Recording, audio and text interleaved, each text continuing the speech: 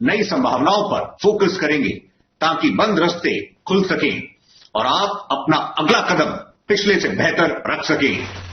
हमें ज्वाइन कर रहे हैं Anil Bhardwaj, secretary general federation of Indian micro and small and medium enterprises FISME, Prashant Girwani, director general Maratha chamber of commerce industries and agriculture MCCIA।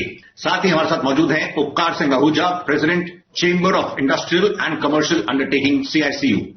आप सभी का शुक्रिया कार्यक्रम में हमें ज्वाइन करने के लिए, धन्यवाद। प्रशांत जी, शुरुआत में आपके पास हम आना चाहेंगे।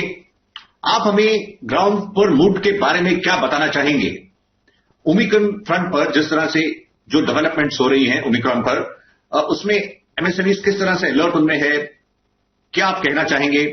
किस तरह का इस समय आपको फीडबैक मिल रहा है? देखिएगा, पिछले 19 महीनों से अप्रैल 2020 से MCCI एक सर्वेक्षण कर रही है हर महीने। हम लगभग 150-200 अलग अलग कंपनियों को ये सवाल पूछते हैं कि आपकी प्रोडक्शन लेवल क्या है। पिछले महीने जब हमने नवंबर एंड का सर्वे लिया तो ये निष्पन्न होता है उसमें कि प्रोडक्शन लेवल अभी 90-91% तक आके पहुंची हुई है।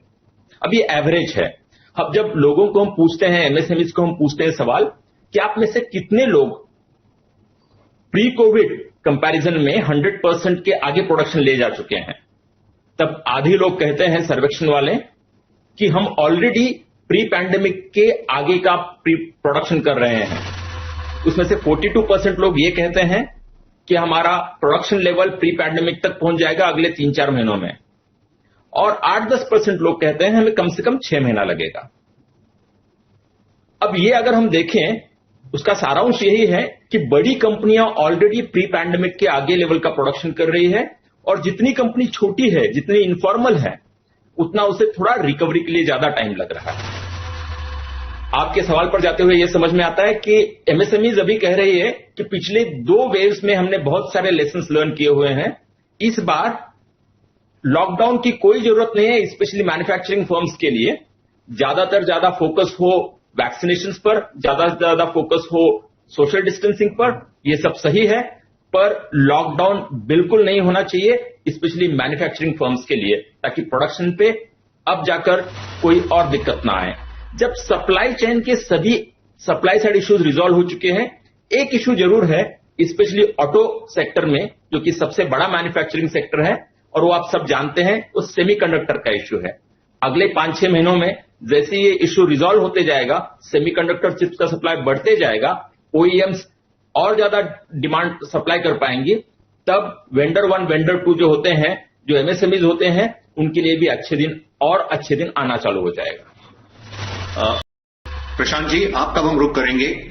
प्रशांत ji, in the backdrop of realignment of global supply chains, आप भारत के लिए किस तरह के मौके देख रहे हैं और इन्हें टैप करने के लिए हम आखिर कितने तैयार हैं? MSMEs को आगे कैसे बढ़ना होगा? ट्रंप एडमिनिस्ट्रेशन के कुछ चंद आखिरी महीने साल थे, तब से लेकर कि US चाइना का एक ट्रेड वॉर चल रहा है। तब US की कई सारी कंपनीज ये ढूंढ रही थी कि चाइना +1 कैसे हम कर पाएं। पैंडेमिक में सिर्फ US ही नहीं, बट और भी वेस्टर्न कंट्रीज सोच रही है कि चाइना +1 पॉलिसी हम कैसे अडॉप्ट करें। चाइना +1 का मतलब यही होगा कि चाइना में जो फैक्ट्री है वो तो ठीक है, बट उसके साथ साथ उसका डिपेंडेंस कम करने के लिए और देशों में कैसे फैक्ट्रीज खोली जाए। तब कई सारी इन्वेस्टमेंट जरूर चाइना से बाहर आ रही है और बाकी एशियन देशों में जा रही है। जो बाकी लो कॉस्ट प्रोड्यूसिंग एशियन देश है, लो कॉस्ट कंट्रीज वाले एशियन देश हैं, वहां पर जरूर जा रही है। अब कुछ आंकड़े लेते हैं। देखिएगा, 2019 में लगभग $31 बिलियन की इन्वेस्टमेंट चाइना से बाहर निकली है। अब वो गई कहां? इंडिया में कितनी आई? अब इंडिया में आई सिर्फ 10%। तो बाकी कहां गई? तो बाकी गई मलेशिया में 27%, और लगभग आधी एक छोटा सा देश है वियतनाम, वहां पर चली गई। अब ये जरूर सवाल उठता है कि ऐसा क्यों? भारत इतना बड़ा देश है, हमारी इतनी सारी स्ट्रेंथ्स हैं, तो बहुत सारी इन्वेस्टमेंट्स इंडिया में क्यों नहीं आई, और हमने ऐसा क्या करना चाहिए ताकि हमारे पास ज्यादा से ज्यादा वो इन्वेस्टमेंट आए? तब उस पे उसके जवाब हैं। पहला उसका जवाब यह है कि उन देशों में ईज ऑफ डूइंग बिजनेस हमसे और भी बढ़िया है। जरूर हमारा ईज ऑफ डूइंग बिजनेस में पिछले कुछ सालों में रैंक बहुत बड़ा है, उसकी सराहनीय करना चाहिए कि 160 से लेकर लगभग 60 तक आया है, बहुत अच्छी बात है। हमने पीएलआई स्कीम लाई है, बहुत अच्छी बात है, पर इसके साथ साथ हमें और भी ईज ऑफ डूइंग बिजनेस पर ध्यान देना होगा। लेबर रिफॉर्म्स जो है उसे जल्दी से जल्दी अडॉप्ट करने होंगे। आप देख रहे हैं एसएमई एक्सप्रेस हेल्पलाइन। फिलहाल वक्त ब्रेक का है, हम जल्द हाजिर होंगे। क्योंकि इन पर आगे हम चलते हुए प्रशांत साहब आपसे फाइनल कमेंट हम लेना चाहेंगे। प्रशांत जी, अभी जैसे अनिल जी ने कई सुझाव दिए हैं, ट्रेड्स का भी मेंशन किया और कई तमाम पहलू, हम आपसे डिलेड पेमेंट्स पर एक फाइनल कमेंट चाहेंगे। आप इस फ्रंट पर किस तरह से देख रहे हैं आगे बढ़ना चाहिए? जैसे companies with a turnover of 500 crores और more are required to onboard on trades platform, लेकिन इसमें कई इश्यूज रहते हैं। इसे कैसे एक्चुअली ग्राउंड पर इंप्लीमेंट किया जाए? कुछ ऐसे भी सजेशंस आए कि जो जीएसटी पोर्टल है उससे ट्रेड्स प्लेटफॉर्म पर ऑटोमेटिक पोस्टिंग होनी चाहिए। ये आपका क्या नजरिया है, या आप इस फ्रंट पर क्या शेयर करेंगे? थोड़ा बैकग्राउंड देखते हैं।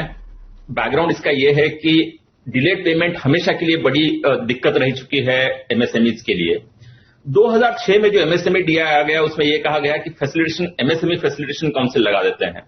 लगाया, उसका फायदा हुआ, पर लिमिटेड फायदा हुआ। फिर बात आती है समाधान पोर्टल लगा, उसका फायदा हुआ 2017 में, बट लिमिटेड फायदा हुआ। फिर बात आती है ट्रेड्स प्लेटफॉर्म आया 2017 में।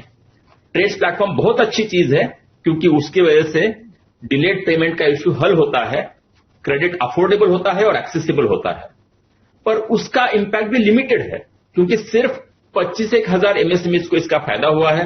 अब एमएसएमईज अगर 6 करोड़ है और सिर्फ 25,000 एमएसएमईज को फायदा हुआ है तो ये तो बात बनती नहीं है। तो ज्यादा से ज्यादा एमएसएमईज को फायदा हो, इसलिए जीएसटी पोर्टल में जो ई इनवॉइसेस हैं उन्हें एब्सोल्युटली ट्रेड्स प्लेटफॉर्म में एड वॉल्यूम ट्रांसफर करना बहुत जरूरी है ताकि हर इनवॉइस पे एमएसएमई अपना डिस्काउंटिंग करवा पाए अदर फाइनेंशियल इंस्टीट्यूशंस की तरफ से। इस पर गवर्नमेंट की जो पार्लियामेंट्री कमिटी है उन्होंने भी रिकमेंडेशन दिया है। बात सिर्फ इतनी बचती है कि सरकार जल्दी से जल्दी इसे इंप्लीमेंट करे ताकि जीएसटीएन और ट्रेड्स प्लेटफॉर्म, ये जो दो डिजिटल पाइप हैं, ये कनेक्ट हो पाए। इसी नोट पर हम आप सभी का शुक्रिया करना चाहेंगे। प्रशांत जी थैंक यू, अनिल भारद्वाज साहब आपका भी शुक्रिया, उपकार जी आपका भी धन्यवाद हमें ज्वाइन करने के लिए। और आखिर में हम वॉल्ट डिज्नी की एक बात आपके सामने रखना चाहेंगे। We keep moving forward, opening new doors and doing new things because we are curious and curiosity keeps leading us down new paths. तो फिर जब आप हिम्मत हारने लगे तो सोचना कि आपने शुरू किस वजह से किया था। अगले हफ्ते एसएमई एक्सप्रेस हेल्पलाइन सीजन 2 में मंथन होगा एक नए मुद्दे पर। फिलहाल नमस्कार।